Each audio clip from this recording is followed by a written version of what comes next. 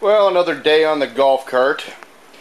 Had kind of a bad day yesterday.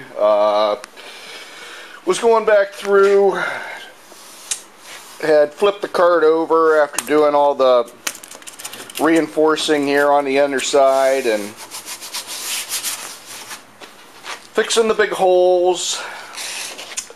Had found that there were some thin spots when the cart was originally molded, and they all end up being in these curled sections on this side of the golf cart. That's where it seems like all the weak sections are, and reinforced most of those down underneath, but I missed a spot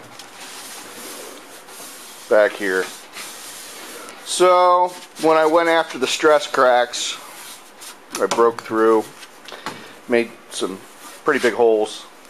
So I had to flip the golf cart back over and put some more fiberglass in there so it would be done right. And that's kind of where I stand now.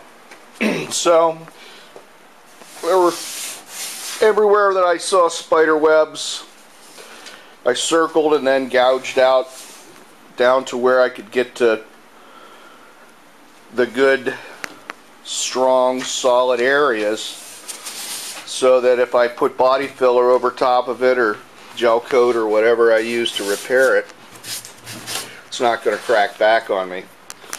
Because if I put all this time and effort into it and then it comes back in a year, I'm not going to be happy. So we got a little bit done yesterday, but not nearly as much as I wanted to, because it was, like I say, going back in and doing some things that had to get done. Now this was all repaired earlier, this whole back section, and that's why I had to dig out a little further. This is going to take some time to get the shape right, but you can see it's a little bulged out right here. This lip is a little too thick, so I'll end up boarding that down with an air file and some 80 grit today until I get it to where it's a nice straight even line that matches the one on the other side.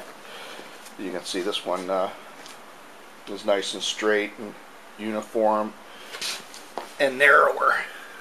So I'll end up measuring the width of that lip and then carry it through all the way around on the other side and make sure that it looks right. So that's what I have cut out for today, and clean this place up a little bit and get going on it.